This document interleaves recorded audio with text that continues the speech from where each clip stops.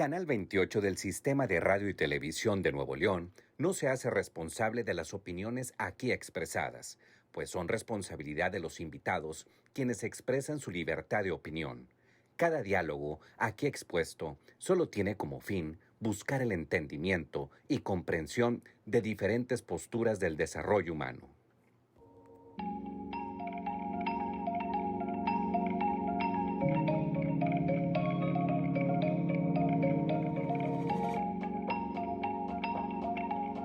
Muy buenas noches, gracias por acompañarnos en otro episodio más de Diversos. Diversos es un programa en lo que tratamos todos los temas referentes a la comunidad LGBTQ y más. Y el día de hoy tenemos un tema muy interesante y muy importante: la prevención combinada de VIH y otras infecciones de transmisión sexual. Y para esto tengo grandes compañeros, grandes amigos de la lucha que están con nosotros. Mi querido Rubén Maza, director de COMAC, gracias por acompañarnos, Rubén. Como siempre, muchas gracias por la invitación, es un gusto poder estar aquí contigo. Por primera vez es un honor contar con la presencia de mi querida Pamela Guajardo Bocanegra, directora de CIS AC, que al ratito te voy a preguntar qué significa CIS, o si de una vez nos quieres responder, ¿qué es CIS? Claro que sí. Primeramente, muchas gracias y muchas gracias por el espacio y a la gente que está esta noche compartiendo esta transmisión con todos, todas y todes. Y bueno, el CIS fue constituido en el 2014, se llama Centro de Información de Salud Sexual y VIH-Sida AC y se encuentra en el municipio de Linares, Nuevo León. Muchísimas gracias por acompañarnos y gracias por la labor tan importante. Muchas gracias a ustedes. Y bueno, un amigo de la casa, mi querido Abel Quiroga, quien es presidente de ACODEMIS AC. Gracias, Abel. Al contrario, muchísimas gracias a todas, todos y a todes. Para empezar, vamos a hablar acerca de la prevención combinada de VIH y de otras infecciones de transmisión sexual. ¿Por qué esta combinación? Sí, fíjate que hablando hace ratito de las historias, hay una historia del VIH muy reciente de 40 años. Al principio de la epidemia o la pandemia, pues éramos solamente un grupo muy reducido, un grupo que no tenía tantas historias, tantos conocimientos acerca del VIH. Lo que nos daban los primeros años era esas entregas masivas, entre comillas, de condones. Dábamos condones, pensábamos que era una estrategia fuerte, válida en aquel entonces, pero al transcurrir el tiempo nos dimos de cuenta cómo estamos documentando los cambios de comportamiento. Entonces, UNUSIDA saca, a principios del año 2000, saca un concepto que es prevención combinada. Y esta prevención combinada está enfocada en tres componentes: el componente biomédico, el componente comportamental y el componente estructural, que lo vamos a ir trabajando en el transcurso del programa porque es el concepto que nos va a dar esa fuerza para combatir nuevos casos del VIH. Me encanta esta idea y me gusta que ustedes tomen las riendas de este programa. Ahora sí que yo voy a aprender, igual que nuestro teleauditorio, de toda esta información, porque sinceramente, como para mí, como para una gran mayoría, pues no conocemos, y lo importante de esto es la información. Algo con lo que queramos empezar, mi querido Rubén. Pues como ya lo comentaba Abel, justamente durante mucho tiempo pues empezó a trabajar el tema del VIH y las estrategias eran, aunque estaban focalizadas, eran también aisladas. O sea, no había como una estandarización, ¿no? La barrera del idioma, la barrera tecnológica, la barrera del acceso al conocimiento, etcétera, pues lo que hacía es que muchas personas tuvieran la intención de querer trabajar el tema del VIH, querer contribuir en la prevención o en la lucha, como se le denominaba en ese entonces, porque recordemos que el VIH lo primero que hizo fue movilizar a las comunidades, a las personas que viven con VIH, a las personas que se consideran como poblaciones más afectadas, ¿no? Porque son las personas a las que impactaba directamente esta infección. Y ante la inacción a nivel global, tanto de la academia, de los gobiernos, del sector salud, etcétera, relacionado con el tema del VIH en los años 80, pues la respuesta la encabezan las comunidades, la encabezan las poblaciones. Y en eso de encabezar la respuesta, pues las poblaciones y las comunidades tenían diversas formas de abordarlo. Y justo lo que se buscaba era esto, porque habían experiencias exitosas que estaban funcionando en algunos lugares y habían también situaciones que no debían volverse a repetir porque no estaban funcionando. Y lo que se busca con esta estrategia de prevención combinada es justamente eso, hablar de una combinación de estrategias que contemple de manera integral diversas, por así decirlo, visiones de la infección desde diferentes puntos con la intención de cumplir la meta que es pues disminuir los nuevos casos de VIH, las nuevas infecciones, disminuir a cero el SIDA y también el estigma y discriminación, eliminarlo por completo. Entonces, eso es lo que busca esta estrategia de prevención combinada. Quiere decir esto que no nada más debemos de preocuparnos del VIH, sino también de las otras infecciones, Pamela. Claro que sí. Mira, por la experiencia con la que he trabajado yo con usuarios o pacientes, bueno, ya que pues bueno, hacemos este tipo de acompañamiento y resolver algunas dudas, así como lo resuelven también los médicos tratantes, es preguntarnos ellos de, oye, bueno, si ya vivo con VIH, pues ya no uso condón, ¿no? Porque ya no me preocupa, pues que, pues si ya vivo con VIH ya no me preocupa infectarme, volverme a una reinfección. Pero bueno, la falta de información todavía después de ya un diagnóstico, pues decir, bueno, pues ya no se me va a transmitir, no piensa de una forma consciente que todavía existe la transmisión de una sífilis, de una gonorrea, algunas otras infecciones de transmisiones sexuales que pueden interferir, bueno, en el diagnóstico que ya tienen con el VIH, ¿no?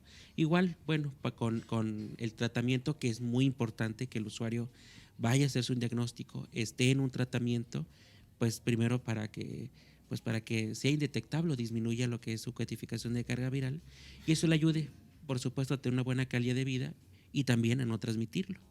Pero bueno, esta falta de información también de estos usuarios es, bueno, ya no quieren el condón o pues es de que, ay, bueno, pues ya para qué, ¿no? O sea, ya no lo uso, que al cabo, pues ya vivo con VIH. Pero no ven, ahora sí, lo vuelvo a repetir, o sea, que se siguen transmitiendo algunas otras infecciones de transmisiones sexuales. Mi querido Abel, ¿cuáles son estas otras infecciones de transmisión sexual? Fíjate que depende de qué tipo de microorganismo o cuestiones virales. Hay ITS causadas por bacterias, hay otras ITS causadas por protozoarios, otras virales, y por ejemplo, la sífilis, la gonorrea, los herpes, pueden entrar al cuerpo. Y esto, cuando ya entran al cuerpo, cuando ya decimos que es por un mecanismo de transmisión sexual, es cuando nosotros lo referimos a infecciones de transmisión sexual. Antes eran conocidas como enfermedades venéreas, de Venus, y esos eran conceptos estigmatizantes. Ahora son infecciones de transmisión sexual. Entonces, nosotros, los que estamos aquí en la sala, trabajamos mucho con las otras ITS porque en México no existe un programa sustentable para hablar de la sífilis, para hablar de las hepatitis. Sobre todo ahorita en México hay un programa ya federal de hepatitis C. Entonces, y hay tratamiento. Antes, hace 3 años, 4 años, era una infección que provocaba una enfermedad, ya sea una cirrosis hepática causada por el virus de la hepatitis C o un cáncer. Ahora ya hay tratamiento, es gratuito y es a través del gobierno. Nosotros hacemos estas pruebas que son las hepatitis C, ¿sí? Entonces, cuando van las personas a solicitarnos una prueba, que generalmente nos solicitan la prueba del VIH, nosotros promocionamos y ofertamos la de sífilis y la de la hepatitis C, y esta es la de VIH, ¿sí? Ahorita mis compañeros y mi compañera pueden explicarles el proceso de la consejería de hacerse una prueba del VIH o de otras ITS. Es importante, cuando hablamos del concepto de salud sexual, es una forma integral. Por eso viene la prevención combinada, que cada componente tiene que, como dice mi compañero Rubén, algo importante que ofertar a la persona para decir, yo decido sobre una información de evidencia científica de si uso o no uso el condón. Hay personas que han decidido no usar el condón. Nosotros como consejeros, como promotores de la salud sexual, bueno, hay estrategias biomédicas utilizando antirretrovirales que se llama el PrEP y el PEP, donde Rubén es un experto de aquí de Nuevo León, en donde dices, ok, estás consciente que no quieres usar el condón, ahí está el PrEP, pero el PrEP solamente previene el VIH. Nada más. Nada más. Ninguna VIH. otra infección de transmisión sexual. Sí, ninguna otra, nomás el VIH. Cuando se nos acerca a la persona, su preocupación es el VIH. Entonces tenemos que darle la herramienta para disminuir el riesgo de que pueda adquirir el VIH. No sé, Rubén, si quieres. No, y bueno, y justamente la prevención combinada lo que busca es eso, ¿no? O sea, lo mencionábamos hace rato que son 3 componentes. Es el biomédico, que se trata en grandes rasgos, o sea, por ejemplo, el acceso a insumos como las pruebas rápidas, los condones, lubricantes, ¿verdad? El tratamiento como prevención, que es PrEP y PEP, y el tratamiento en el caso de las personas que viven ya con VIH para que logren la indetectabilidad, porque esto siempre lo vamos a insistir, indetectable es igual a intransmisible. O sea, una persona que es indetectable no transmite, aún si tuviera una relación sexual sin condón, Así es. no transmitiría el VIH. Así es. Entonces, yo, por ejemplo, ajá. puedo hablar de primera persona. Claro. Yo vivo con VIH, soy indetectable y no uso el condón. Y no puedo transmitir el VIH. ¿Sí? Por decisión propia. Y también a las personas les digo, pues yo soy indetectable, les explico, deciden y lo hacemos. O no lo hacemos. Pues ya es una información de empoderamiento. ¿Sí? Bueno, y por el otro lado está la cuestión comportamental, que es lo que busca es a través de campañas, a través de la consejería, a través del asesoramiento entre pares, pues generar cambios de comportamiento individuales y comunitarios a prácticas que sean más saludables. Y el tercer componente es el estructural, porque quizá tú digas, bueno, hay condones, hay lubricantes, hay información, hay campañas, pero si de manera estructural no tenemos servicios de salud que sean amigables, que estén libres de estigma y discriminación o que estén disponibles y al alcance de toda la población, entonces toda la estrategia no se podría complementar y estaríamos haciendo acciones aisladas. Justo de eso se trata la estrategia de prevención combinada, o sea, asegurar que estén los insumos, te digo a grandes rasgos, asegurar que esté la información que generen este proceso de reflexión y de educación en la población y que cuando las personas hayan accedido a los insumos, hayan reflexionado sobre su riesgo, puedan acudir a un lugar en un servicio de salud público en el cual van a recibir una atención que en lugar de alejarles, los va a acercar y les va a atender pues como debería ser. De eso justamente es de lo que se trata la prevención combinada. Por eso siempre hablamos, cuando hablamos de ella, de una cuestión de integrabilidad, o sea, que todos los componentes funcionen para que entonces logremos pues las metas, ¿no? Y logremos efectivamente pues responder al VIH. Hay algo muy importante que yo quiero tratar con ustedes, pero vamos a ir a una pausa y ahorita regresando platicamos. Porque ahorita bien lo decían, el condón no nada más previene el VIH, sino previene otras infecciones. ¿Qué pasa con esas infecciones? Esa pregunta se las dejo para que después del corte me la contesten, por favor. Claro. Vamos a una pausa y regresamos. Estamos hoy aquí en Diversos hablando del VIH, pero también de otras infecciones de transmisión sexual. Regresamos.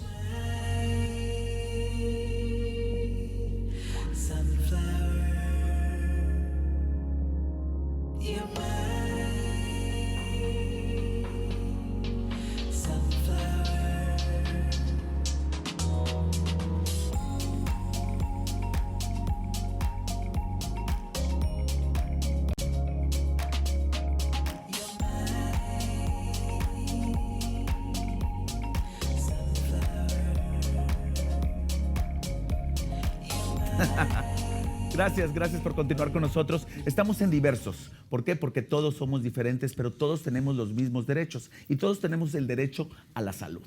Y hablábamos hace un momento acerca de que el condón no solamente previene el VIH, sino también previene otras enfermedades de transmisión sexual. Y nos platicaban acerca de la sífilis, de la hepatitis C. ¿Qué estas enfermedades, qué nos pueden causar si llegamos a contagiarnos? Bueno, se transmiten, las infecciones de transmisiones sexuales se transmiten y bueno, hay varias infecciones de transmisiones sexuales comunes, como las que te comentaba hace un momento, la sífilis, la clamidia, la gonorrea, la tricomona o el virus del papiloma humano que es muy común. Entonces hay varias infecciones de transmisiones sexuales que exclusivamente no se habla de ese tema, pero por eso es importante que, bueno, si alguna persona o en lo personal puedan ir a buscar una asesoría médica con algún médico que no sea prejuicioso, por supuesto, ¿verdad? Pero bueno, que vayan a la consulta siempre y cuando. Todas las personas sabemos cuando tenemos múltiples parejas sexuales o somos vulnerables en algún momento a adquirir una infección de transmisión sexual. Entonces, por eso es importante que la persona llegue a una consulta médica, primero para que le puedan asesorar o también que puedan hacerse lo que se llama una autoexploración. Por eso tiene el tema de la salud no rectal, que es un tema que no es muy común que la gente hable de ese tema. ¿De qué, perdón? La salud no rectal. Ajá. Como por decir, ahí la gente pues al momento de tocarse puede confundir un hemorroide con un virus de papiloma humano. Entonces por eso es importante cuando la gente esté en el baño, en la ducha, pues llevar un espejito, hacerse una autoexploración anal o ver si no tiene alguna lesión que pueda ser por un chancro o la sífilis. O alguna fisura. Exacto, alguna fisura que por ahí pueda entrar algunas otras infecciones de transmisiones sexuales. Por si en el tema de la sífilis no es muy común que haya dolor y puede presentarse lo que es el chancro o es una ulcerita, una llaga y puede desaparecer. Pero al momento de que se la puedan ver, pues es importante llegar a un tratamiento y que se le hagan otro tipo de detecciones también de infecciones de transmisiones sexuales. Muchas personas cuando tienen este tipo de padecimientos les da miedo o les da vergüenza. Sí, porque como es un tema relacionado a la salud sexual, pues está muy criminalizado, ¿no? Es como, son infecciones de transmisiones sexuales inmediatamente, de homosexuales, de personas con múltiples parejas sexuales o personas, bueno, la gente, o sea, te hablo del tema más comunitario de cómo lo conoce la gente, que no es algo correcto, pero es la persona promiscua, todo esto, ¿no? O sea, pero son palabras muy estigmatizantes que provocan alguna fobia interiorizada y ese es el retroceso que no pueden llegar a la consulta, ¿no? Si alguna persona de nuestros televidentes tiene algún síntoma o está preocupado por alguna de estas enfermedades, ¿con qué médico debe de acudir? Mira, nosotros recomendamos siempre a los servicios de salud pública que se llama Capacit. Es un centro ambulatorio para la atención y la prevención del VIH y de las infecciones de transmisión sexual. Está en Miguel Nieto y Lima, Colonia Industrial. Y ahí hay médicos tratantes, especialistas en el tema. Es libre de estigma y discriminación y es un lugar gratuito, que es lo importante, porque en consulta privada, pues son, si la persona tiene los recursos económicos, puede acudir con un infectólogo, que son las personas adecuadas o los especialistas en el tema de las ITS. Pero muchas veces caemos en decir, no, es cualquier cosa, no tengo nada. O como bien lo dijo Pamela, es un hemorroide, es algo común. Y luego se automedican, que eso es lo más difícil. O he tenido esta experiencia con algunos usuarios que han llegado a realizarse alguna detección y me dicen, ¿sabes qué? Pues tengo alguna verruga, me enseñan alguna similar de alguna fotografía a través de internet y bueno, yo les digo, bueno, pero también te revisó el médico no lo revisa. O sea, los médicos que no son tratantes en el tema de las infecciones de transmisiones sexuales no lo revisan y ni siquiera hablan del tema, ¿no? Entonces pasa desapercibido en algún momento, por decir en el caso de hombres que tienen sexo con otros hombres, no van a ir con un médico a decirle que tienen prácticas sexuales homoeróticas precisamente por vergüenza, ¿no? Entonces el estigma desde el servicio de salud o particulares o de otros espacios o instituciones de salud, pues, ay no, pues si no es un hombre gay, no creo que tenga alguna infección de transmisión sexual. pasa desapercibido y ya se pierde la atención con los usuarios, y por eso algunos llegan con un diagnóstico tardío, o sea, y es muy preocupante. Por eso es importante que si la gente tiene desde su información bueno, yo he tenido algunas múltiples parejas sexuales, me siento vulnerable, pues es importante. O tengo algún síntoma. Claro. Que no lo dejen pasar y que acudan inmediatamente, ya sea como dijo Abel, al Capacit. ¿Algo que querías agregar? No, pues, yo creo que lo que está mencionando Pamela y lo que está mencionando Abel justo reafirman la importancia del componente estructural, ¿no? Porque en lo que están conversando, pues mencionaban que muchas veces las personas tienen como estigmas o miedos internos, ¿no? A acercarse. Y cuando tú te acercas finalmente a un servicio de salud, pues te encuentras con estas barreras, ¿no? Con personas que no tienen quizá el conocimiento, la experiencia, con el temor de revelar tus prácticas sexuales y en lugar de recibir una asesoría correcta, recibir estigma, recibir discriminación, cuestionamientos innecesarios, ¿no? O un trato poco digno.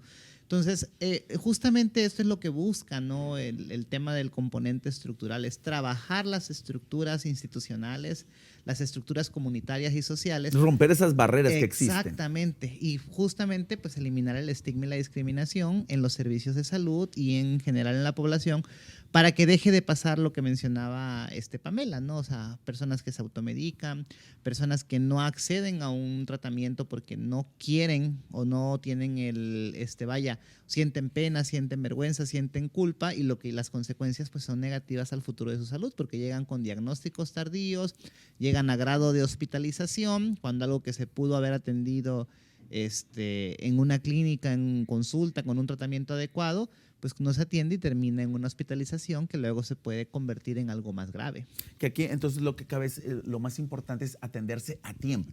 Fíjate que aquí algo muy importante. Estamos ya ahorita en la época de post-COVID. Y hace 3 años ya estaba documentado de una multiresistencia de una bacteria que provoca la gonorrea. Entonces, hay una falta de información. Las personas dicen, ponte penicilina, pero ahorita estamos viendo que hay resistencias a la penicilina, a la gonorrea, y es preocupante. Entonces, tenemos que retomar esta parte estructural, como dice Rubén, de qué es lo que nos falta de datos duros, qué es lo que nos hace falta para hacer estrategias muy focalizadas para saber cómo estamos los mexicanos, las mexicanas y los mexicanos en el aspecto de la salud sexual. No hay, ahorita todo se desvió y con toda la razón del mundo el tema del COVID, pero ahorita tenemos que realizar ese trabajo estructural de cómo estamos en Nuevo León con respecto al VIH. ¿Cómo estamos en Nuevo León con respecto a la sífilis? Porque nosotros trabajamos esto constantemente y encontramos casi el 50% de los casos reactivos en los centros comunitarios, entre nosotros, entre los pares, ¿sí? Entonces, esto es muy importante que los que nos están viendo, que se vayan a hacer la detección en forma temprana, es decir, en forma donde se puedan ustedes valer por sí mismos y no en formas tardías cuando ya llegan a los hospitales con una infección oportunista en el caso del VIH. Entonces es lamentable cuando se puede prevenir, ¿sí? Estamos hablando de esto aquí en el área metropolitana, pero Pamela hace una labor muy importante en los municipios que están muy alejados de esta área metropolitana. ¿Qué pasa en los municipios de nuestro estado de Nuevo León en cuanto a la atención a estas infecciones? Mira, pues yo he trabajado en varios municipios, desde Linares, Gualahuises, Montemorelos, General Terán, Allende, Santiago. Hace algunos años, pues duramos como 8 años en el municipio de Montemorelos. Primero empezamos con un módulo, después constituimos una asociación, que es ahora el Centro de Información de Salud Sexual desde 2014, y ahí empezamos a trabajar con las detecciones, la prevención en las zonas de tolerancia, con personas trabajadoras sexuales, mujeres trans trabajadoras sexuales. Hicimos en algún momento también lo que son los grupos, que antes grupos de autoapoyo de personas viviendo con VIH, y hemos hemos detectado pues ahora sí que un buen de población, pero aquí el detalle pues es nada más el difícil acceso al sistema de salud, y me refiero por la movilidad, que estamos muy lejos del área metropolitana, la discriminación, ¿Es diferente la discriminación en un área metropolitana digamos, en municipios alejados de la capital? Sí, porque son municipios muy pequeños. Ajá. Entonces ahí se conocen pues un buen de la población, ¿no? Como desde el personal de salud con la población abierta. Entonces mucha gente no va muy frecuente a la consulta precisamente por eso, ¿no? O se pierde en algún momento la confidencialidad desde el servicio de salud, y algunas personas dejan de ir precisamente por eso. Pero aquí el detalle, bueno, es la movilidad, ¿no? Tener que venir desde allá a la consulta, y más cuando la persona no cuenta con el recurso necesario para poderse trasladar. Entonces, bueno, ahorita ya están viendo lo que es el SAI, el Servicio de Atención Integral Hospitalaria, que ya próximamente va a estar en el municipio de Montemorelos, en el Hospital General.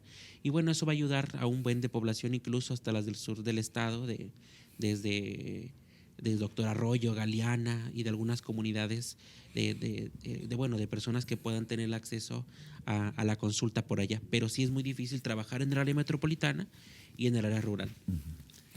¿Qué más podemos hacer que nuestra población, que nuestro teleauditorio conozca acerca de toda la labor que ustedes están haciendo? Porque, por ejemplo, yo ahí veo los diferentes tipos de reactivos y de lo que se necesita para hacer un examen.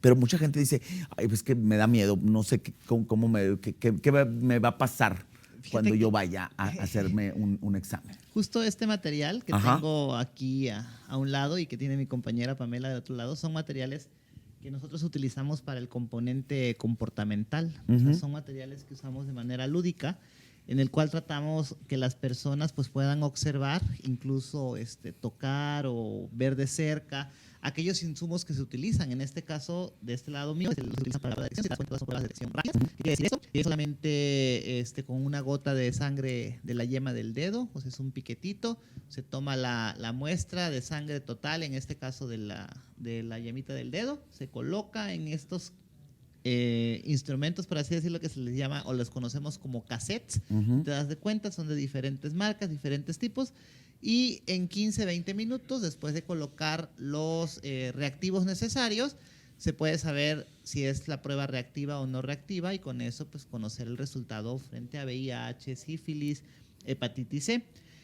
Siempre que utilizamos estos materiales tratamos como de traerlos para que la gente pueda ver que es algo que se puede acceder, que es algo que no necesita tener como muchos estigmas o muchos miedos alrededor, ¿no? Por lo que veo, es igual que como lo hacen las personas que padecen de diabetes al momento de tomar su... De sangre total capilar. Exactamente. Sí, así es. Y el otro, pues, si te das cuenta, es una variedad de insumos de prevención o barreras en las que hay, por ejemplo, condones internos, condones externos de diferentes marcas, igual, texturizados, de sabor. También tenemos cuadros de látex, guantes, y todos estos materiales son los que se utilizan justamente para explicarle a la población, para hablar con ellos y para que de una manera lúdica, de una manera sencilla, una manera accesible, puedan conocer los insumos y se logren eliminar estas barreras que mencionábamos de estigma, de prejuicios, incluso aquellas situaciones que puedan hacer sentir a las personas incómodas para acceder al cuidado de su salud. Hay un tema que a mí me preocupa, y yo creo que a muchas personas también, lo que siempre nos han hablado tanto Abel como Rubén, sobre que la población más, pues que está más en contacto y que estaba más desfavorecida en este momento son los jóvenes, por falta de información. Vamos a hablar un poco más acerca de ese tema, porque ahorita la cantidad de personas infectadas son jóvenes. Estamos hablando en Diversos acerca del VIH y otras infecciones de transmisión sexual. Quédese con nosotros, vamos a un corte.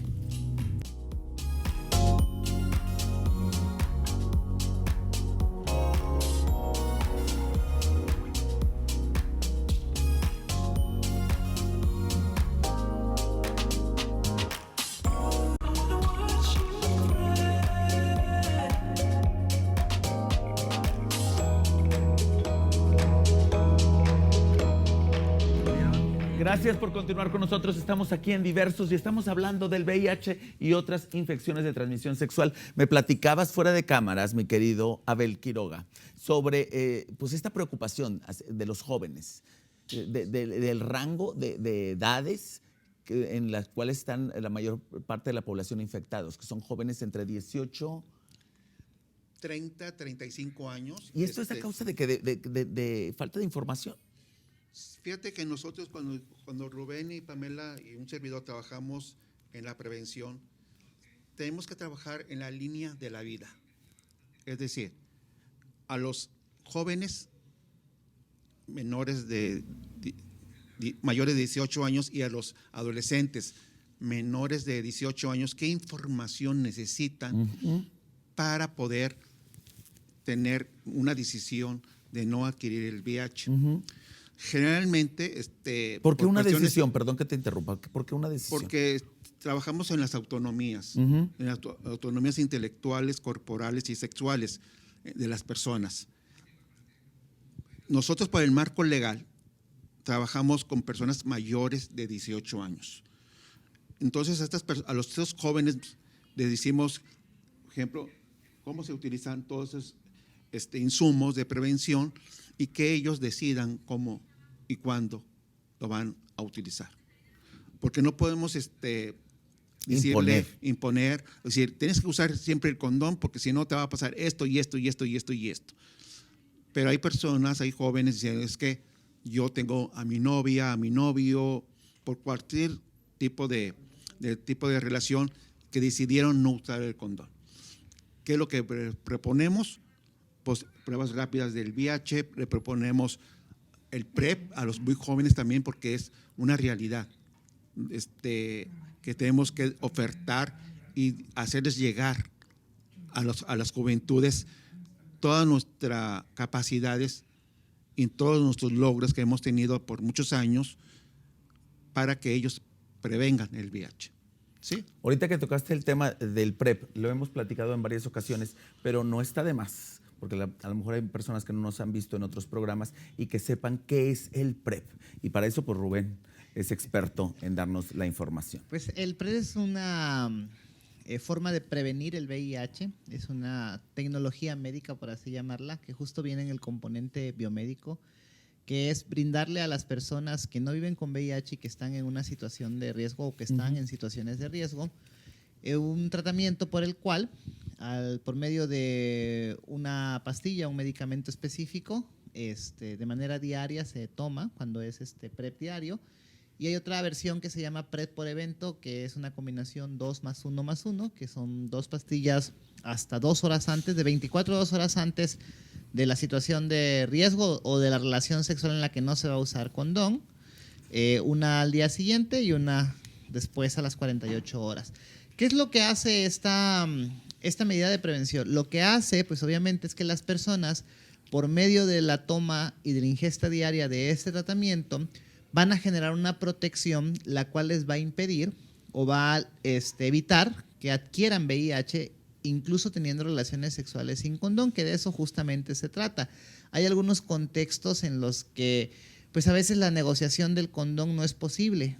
No es posible porque no se puede negociar con la pareja o no es posible porque no se puede acceder, ¿no? O sea, hay personas que quizá por su situación económica no puedan adquirir condones o quizá por su situación de trabajo, ¿no? Hablemos, por ejemplo, de una persona trabajadora sexual que depende exclusivamente de su trabajo, otros aspectos de su vida económica, ¿no? Su alimentación, su casa, su vivienda, la manutención de otros familiares, y viene un cliente y le dice, oye, ¿sabes qué? Tengamos relaciones sexuales sin condón y yo te doy un poco más de dinero. Entonces, ante esta necesidad de todos los factores que hay alrededor de la persona, pues la persona accede a tener relaciones sexuales sin condón. O a veces hay personas que son alérgicas. Exacto. Sí, hay varios factores. Digo, hay algunas cuestiones que tienen que ver con alergias, otras cuestiones con aspectos de vulnerabilidad. Y entonces la PrEP lo que hace es justamente eso. O sea, es por medio de un tratamiento, por la ingesta de una pastilla de manera diaria, por un seguimiento médico, porque también eso es bien importante recalcarlo. O sea, la PrEP no solamente se trata de tomarse el medicamento. La PrEP se trata de ir al médico o al personal de salud en este caso. Se trata de estudios de laboratorio de seguimiento. Se trata de consejería y acompañamiento por especialistas para que puedas estar en este proceso. Incluso también se trata de atención y acompañamiento y consejería psicológica para atender cuestiones relacionadas con la salud mental. Es una cuestión integral. Y eso justamente lo que hace la PrEP, pues es reducir la transmisión del VIH al grado de que las personas pueden tener relaciones sexuales sin el uso del condón y estarían completamente protegidas sin riesgo de adquirir el VIH. Cabe señalar que la PrEP no solamente es para hombres que tienen relaciones con una persona de su mismo sexo, también las mujeres pueden tomar la PrEP. Sí, efectivamente la PrEP es para todas, para todos, para todos. Sin embargo, también hay una puntualización muy importante, ¿no? Creo que es muy importante que las personas hagamos una reflexión sobre nuestras prácticas sexuales y nuestra disponibilidad individual y social para la negociación del condón.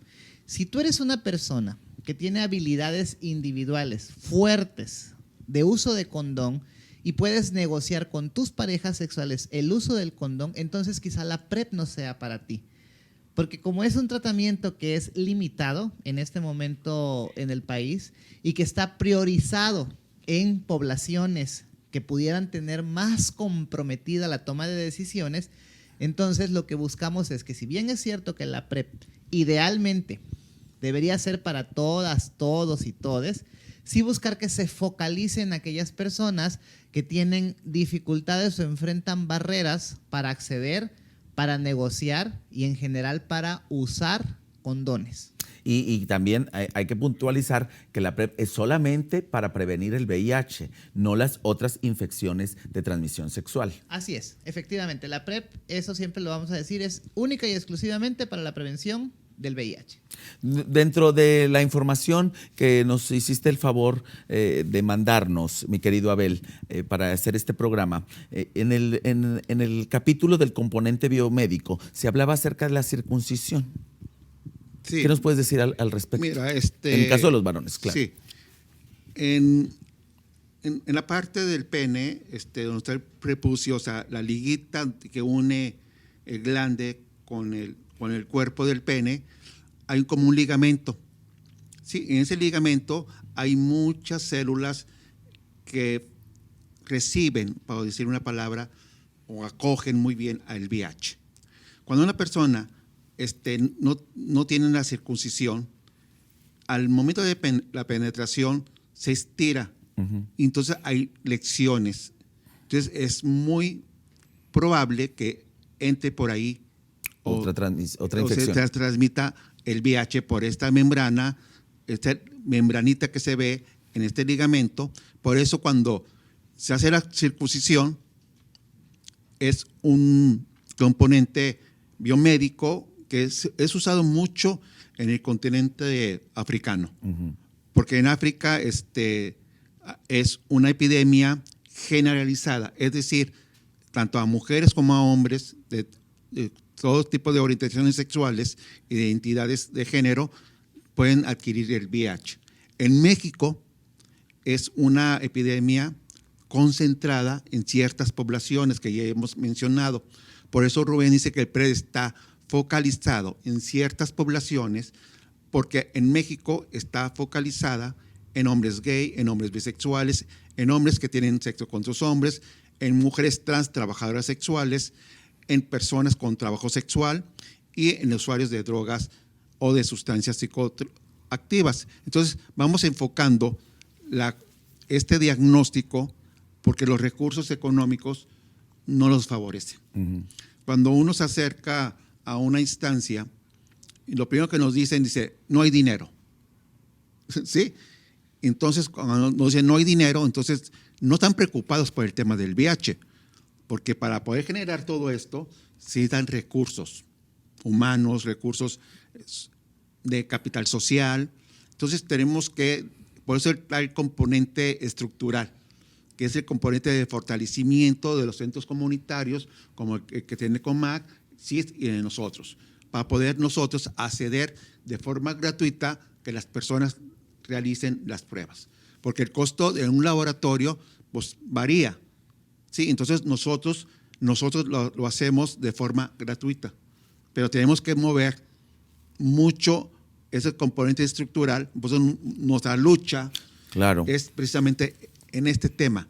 O sea, para poder llegar a estas poblaciones que el gobierno no puede llegar, nosotros llegamos. Y se necesita mucho trabajo. Mucho trabajo. Y es un trabajo de 24/7. Sí.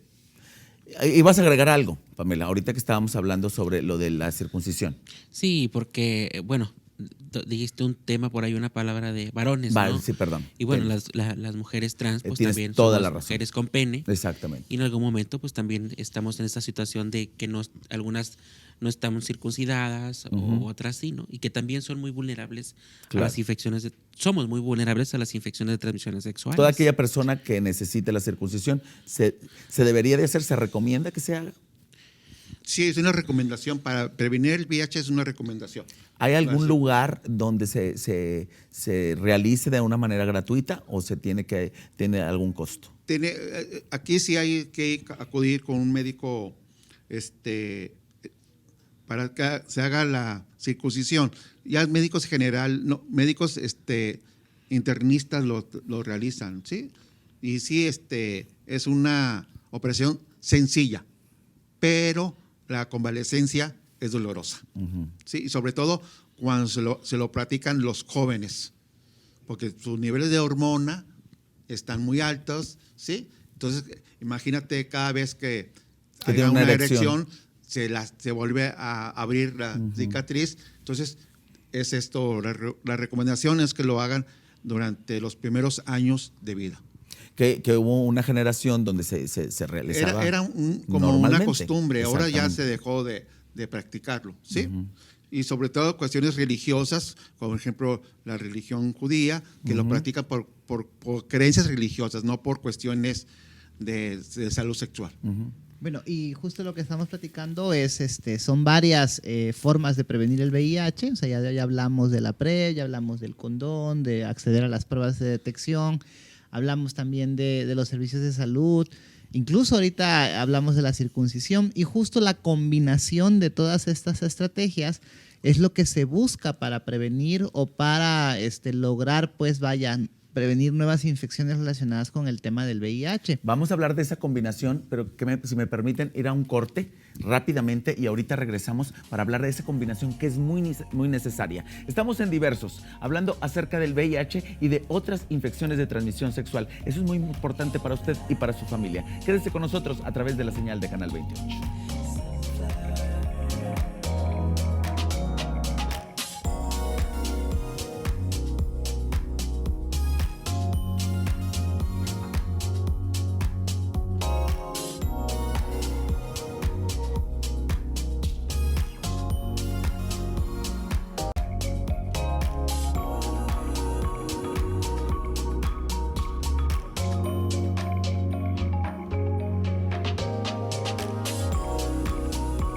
No, a varios. Yo no, yo al contrario.